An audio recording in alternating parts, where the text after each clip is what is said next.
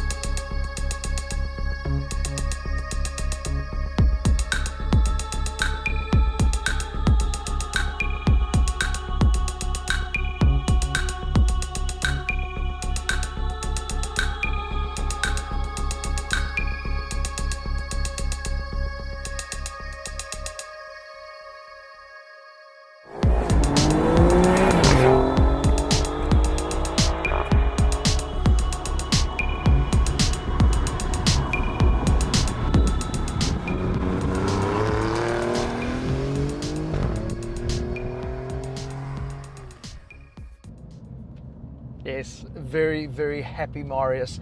So awesome. The guys at Kelson Alfa Romeo gave me a call after seeing my post and said, would you like to drive it? I'm like, yeah, silly question. And what a bloody amazing car to drive. It really is incredibly rewarding, and I'm trying to find a way to explain this to you without using all those cheesy phrases and overused adjectives. I guess the best way, if you go and watch a cheetah in attack and you watch it in slow motion, the front seems to be operating completely independently to the rear, yet somehow they are linked, and they just deliver this amazing balance and poise and agility and ability. Well, that's what I feel like as a driver in the Giulia QV. I literally can feel what each of the corners are doing. I'm going to use the word supple.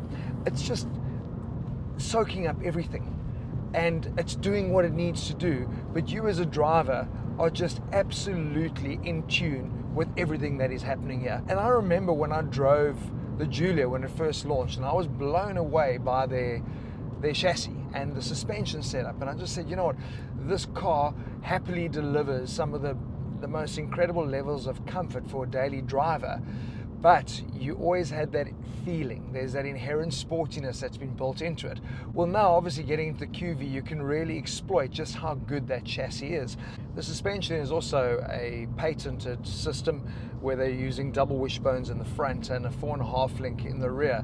And what it does do is deliver, and I mean this, a super saloon that you will happily live with every single day. The comfort and the refinement in normal mode is unbelievable, and that is something that also really impresses me. Obviously, they've got their DNA little toggle that obviously unlocks a different setup from a chassis perspective, and as well as the drivability of the vehicle.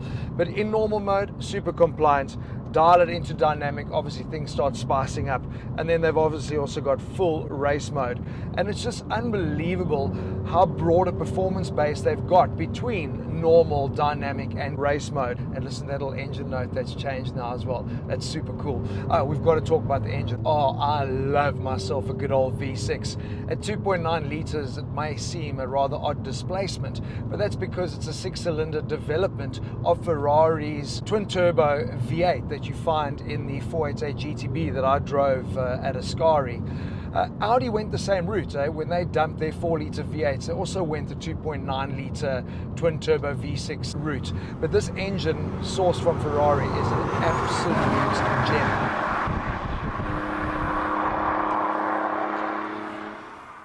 375 kilowatts, 600 Newton meters. It'll sprint you to 100 in 3.9 seconds. Top speed 307 kilometers an hour. I don't care so much about that. For me, it's more about how it delivers its power. It is so linear. And this 8-speed ZF auto transmission does silky smooth all day long. But put it into manual and it does brutal rapid fire changes. It really is pretty special. I love it. Look at that. jam it down. It is so good. Pitch it in here. Oh, and did I tell you, rear wheel drive.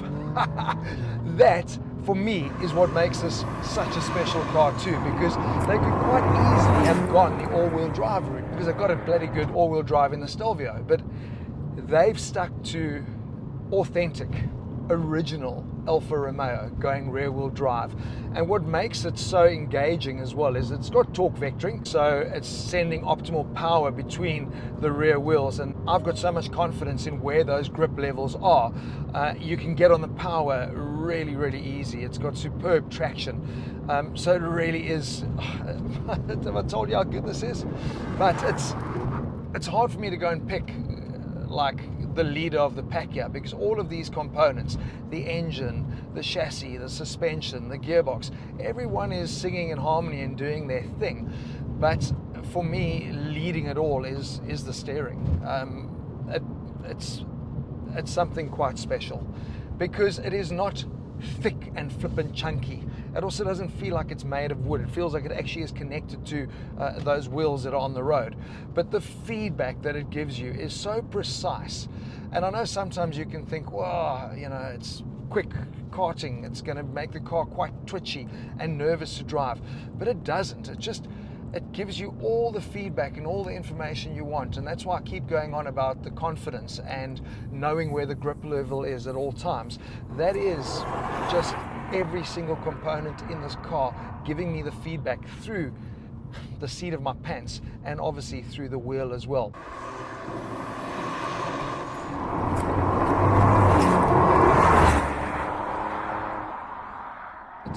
It's superb, it really is. And it's got the looks to boot.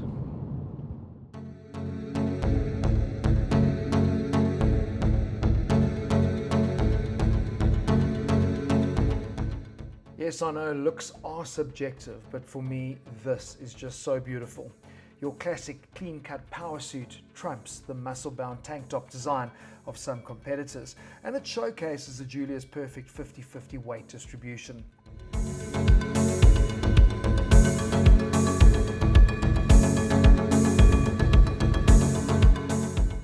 Finished in this pearlescent Trofeo Bianco, the dark trim and carbon fiber accents really do pop.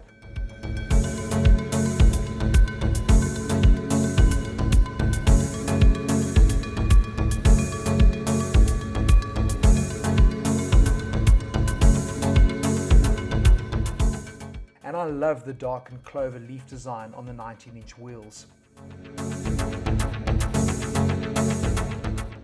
The interior mirrors the outside with beautiful flowing lines.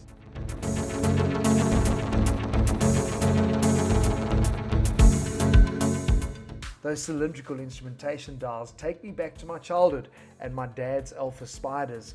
I love it. But they are modernized with a 7-inch color TFT display. The 8.8-inch infotainment display can now be controlled by touch or with the traditional rotary dial.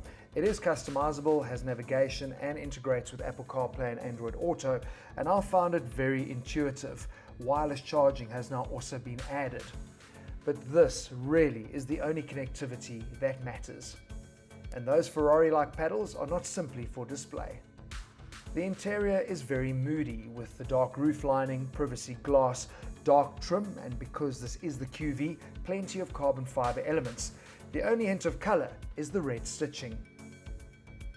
The leather Alcantara combination sport seats are supportive yet comfortable. There's no overzealous bolstering which impedes your access.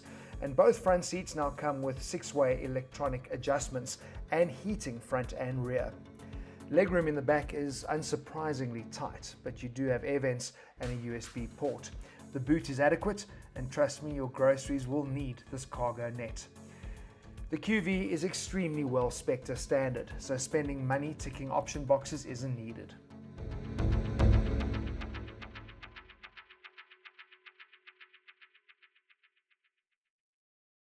So I tell you what was quite funny was getting behind the wheel of an Alfa and finding that my hands and feet actually point in the same direction, not that usual little quirky offset. But all the changes on this model update have been around things like safety and adding some additional connectivity features, the touchscreen. They haven't done anything to improve the performance or the drivability. And why should they? The car was that damn good. When it comes to price, 1.64 million is actually very competitive when you compare it with its obvious rivals. But I can also tell you one thing, when you do look at the Germans, you're still going to be adding a lot of spec to that base price. So the big question, what would I take? A tough one. Look, without a doubt, the M3 has always been the benchmark in the segment. But Merc certainly has closed the gap in terms of the drivability. But I still think it appeals to people that are more interested in the show and the noise than in the ultimate performance. And I must admit, I really do love the all-wheel drive wagon experience that Audi brings to the segment. But when you look at those performance figures on paper, there really is nothing to choose between them. So how do you choose? Now for me, how do those figures that sit on paper translate to what you feel when you get behind the wheel from a driving perspective? That's simple. And that is where the Giulia QV absolutely shines. Where the Germans are quite clinical in what they do, this is 100% all Italian passion, 100% authentic. And from a driving perspective, you are immersed, engaged. It is so visceral that you can't help but feel connected at all times to the car. That is special. It's the one that I would take. Now I know you're going, Morris, are you flipping crazy? It's an Alfa. And I know that there were some issues when it first launched, but that shouldn't be a reason for you not to judge this car on its credentials. Because it really is that good. But you know, I guess the best analogy when you're looking at things authentic, a lot of people can make pasta. Of course they can. Very few people though can make it the way Nonna does.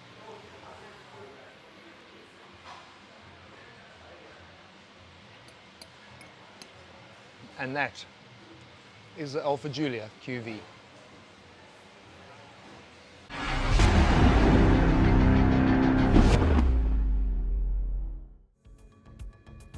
The unit I tested is a model year 22 demo from Kelson Alfa Romeo. For more information, you can speak to Dion or of course head across to their website.